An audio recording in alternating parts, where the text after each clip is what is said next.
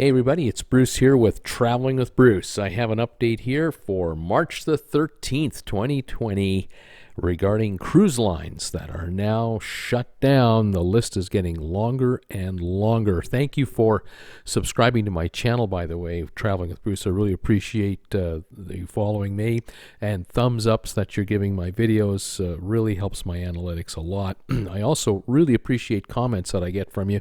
If you have any updates or changes that are going on in the cruise world, just let me know. I'm always on top of the news, and sometimes you folks hear stuff before I do. I love it. Facebook a group page for Traveling with Bruce is growing dramatically. Thank you for joining the Facebook group page. If you haven't joined already, just ask to join. I'm the administrator. I'll let you in. And also, a lot of you are starting to follow the Traveling with Bruce Instagram page. Fantastic. I welcome you all to that as well. All right, let's talk about cruise lines that have announced suspension of services. Various lines, river cruise lines and ocean cruise lines, are now making these announcements. It's almost like every hour there's another one. I suspect we're going practically to a complete worldwide suspension of cruising. It's only a matter of time. Passengers are having difficulty getting to their ships. They're going to have difficulty getting back. There's a lot of uncertainty. Each country in Europe is now making its own rules and announcements regarding restrictions.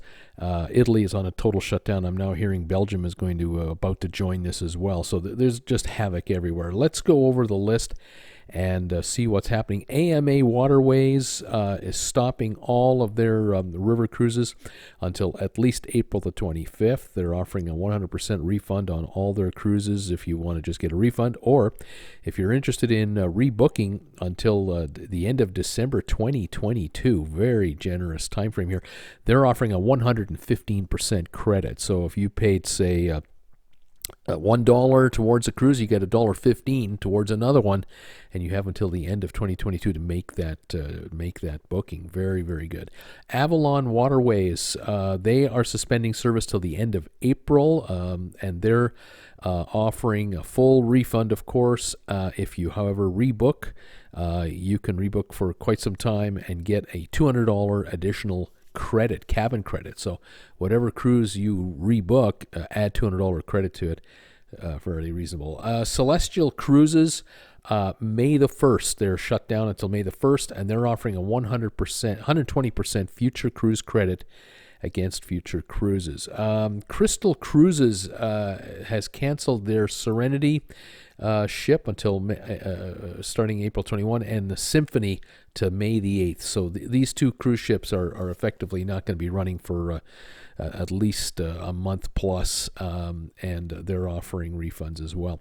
Disney is the latest real North American known brand name that came out with an announcement this morning. They have suspended their ocean cruising. They're shutting down in a couple of days. A couple of cruises are just ending here. March 14th is the last date, and they won't be going until mid-April. So it looks like at least a 30-day shutdown from mid-March to mid-April. That can be changed, though, and they are announcing cancellation policies, refund policies, that type of thing, future credit policies. That'll come out to individuals, private emails. We'll find out what the details are down the road here, but Disney will be very flexible with their passengers. Shouldn't be a problem. Paul Gauguin, they're shut down till April the 11th. Princess, of course, already announced that they've shut down till May the 1st. Sega Cruises has announced that they're shutting down March the 15th until May the 15th, 60 days, and they're offering 125% future credits if you want to go on a cruise down the road. Uniworld is shut down till April the 23rd, another river cruise line. Viking Ocean and River Cruising, they announced day before yesterday that they're shut down till the end of April. They're offering a 125% future credit.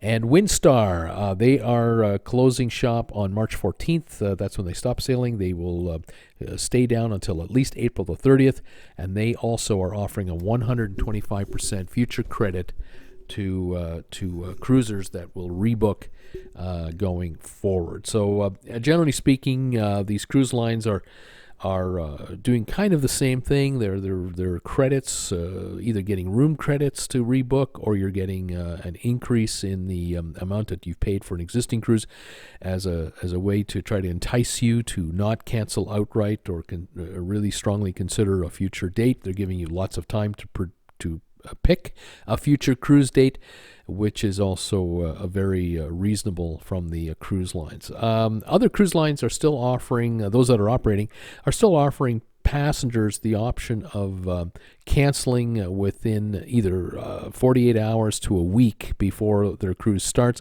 But again, I am beginning to suspect that the last of the holdouts, which are the obviously the majors, all of the let's say for Carnival, for example, of the 9 brands they have or 10 brands they have, only Princess is shut down.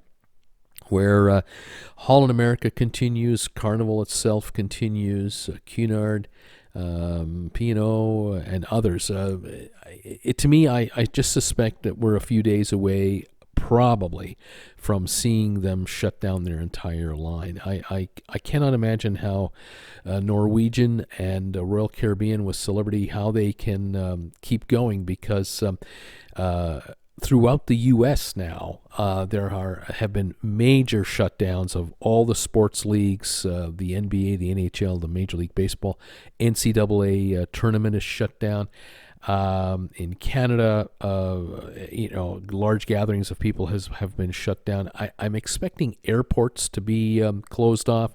The flights from Europe to the U.S. are already on a 30-day restriction starting to this evening at midnight, except for the U.K., and that might change at any time. So passengers basically are going to find it very difficult to get to their ship and get home from their ship if they're international travelers. Within the U.S., and that, of course, is the big market that everyone is watching, inside the USA, we have not yet reached travel ban status.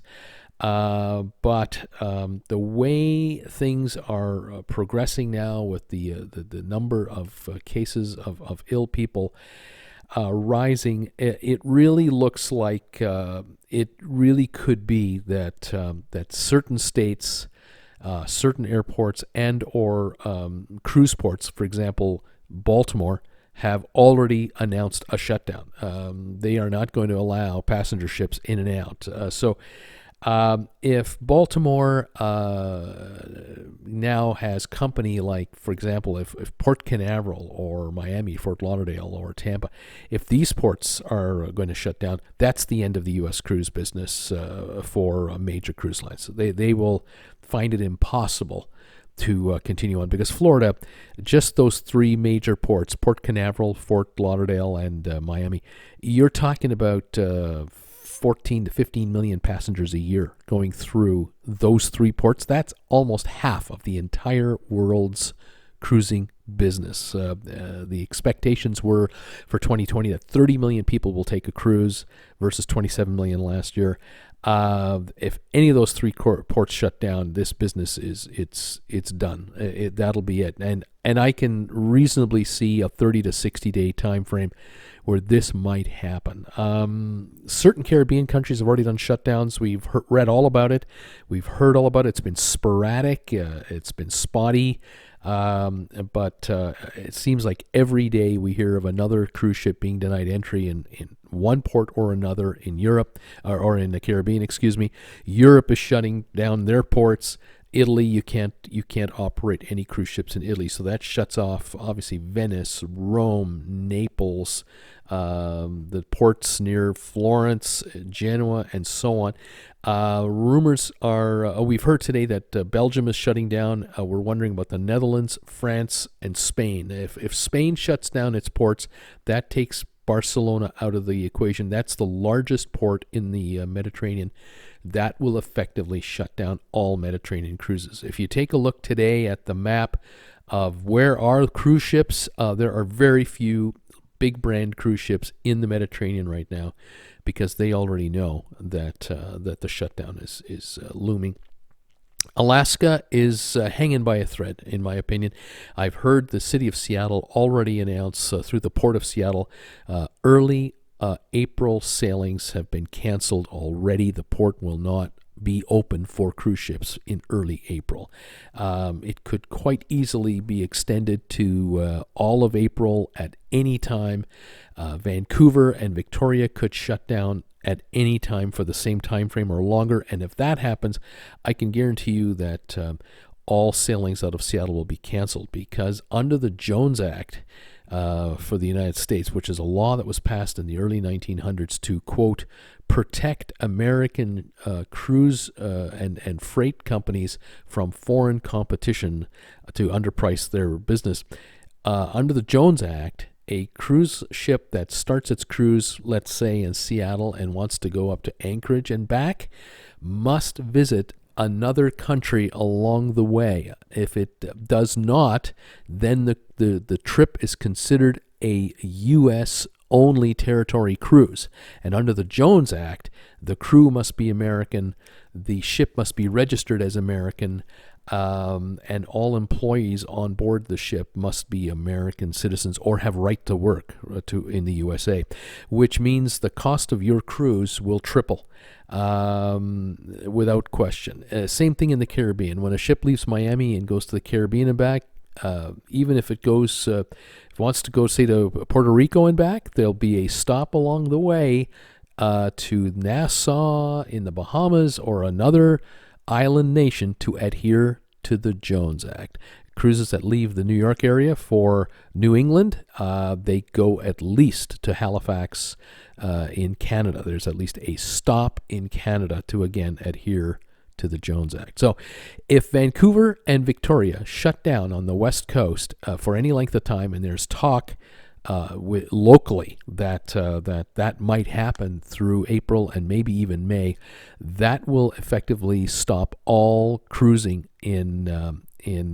for Alaska for those 2 months. And cruise lines are just, they cannot not operate for 6 days and then just turn everything on and like nothing has happened. You have crews on board these ships, entertainers on board these ships. Everyone either has to be paid to do nothing or be on standby. And the ships can't make an income in the meantime. So we could be looking at hundreds of millions of dollars in losses for cruise ships when they're shut down, and then there might be ships only half full or a quarter full when cruising resumes, because people are uncertain about going on a cruise ship at this time, and or they still may not be able to arrive into the USA to catch a ship out of Seattle. There may be travel restrictions elsewhere that prevents passengers from getting to their cruise ships. Cruise ships that begin and end their cruise in Vancouver, again, will be also subject to problems, because if Vancouver is shut down, you can't even start your cruise.